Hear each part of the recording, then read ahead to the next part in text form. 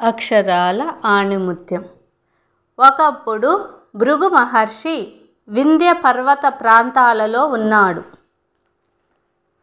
దేశములో ఒక గొప్ప కరువు వచ్చింది. దాని ఫలితముగా పితృదేవతలకు బలి ఇద్దామంటే కూడా 2 మెతుకులు కూడా లేవు. అన్నం లేదు, ఫలాలు లేవు. ఆ కరువు భరించలేక భృగు మహర్షి శిష్య సమేతంగా కైలాస పర్వతం వైపు వెళ్ళిపోయి అక్కడ తపస్సు చేసుకున్నాడు. మణికూటమనే ఒక పర్వత ప్రాంతాన్ని ఆశ్రయించుకొని ఒక పర్ణశాలను నిర్మించుకొని అక్కడ తపోవృత్తిలో ఉన్నాడు. ఒకనాడు ఆయన దగ్గరికి పులిముఖం కలిగిన ఒక పురుషుడు వచ్చాడు. ఆయన వెనుక ఒక అందమైన స్త్రీ ఉన్నది. ఆ మనుష్య స్త్రీ వాళ్ళిద్దరూ భృగు మహర్షికి నమస్కరించారు.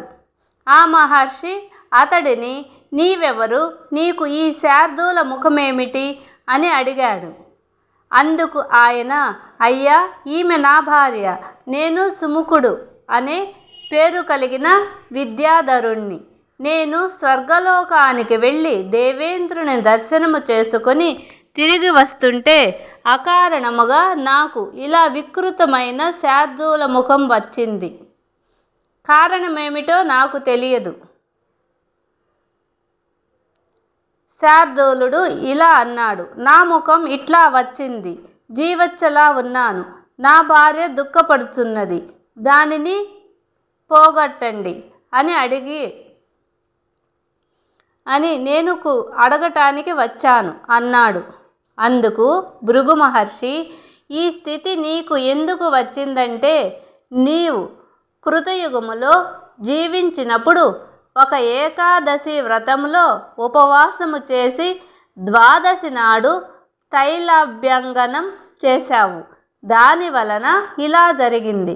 కాబట్టి నువ్వు వచ్చే మాఘమాసంలో యథావిధిగా స్నానం చేస్తే ఆ దోషం పోతుంది. నీ ముఖం నీకు తిరిగి వస్తుంది. అలా నేను వరం ఇస్తున్నాను అన్నాడు. ఈ విధముగా అతడికి స్నానానంతరం యథారూపం సిద్ధించింది. ఈ కథ పద్మపురాణంలో ఉత్తరఖండంలో ఉన్న గాథ ఇది. ప్లీజ్ అక్షరాల ఆణిముత్యాలను షేర్ చేయండి, లైక్ చేయండి, సబ్స్క్రైబ్ చేయండి. లోకహితం కోసం చేసే తపస్సు లోకాలన్నీ చల్లబడతాయి.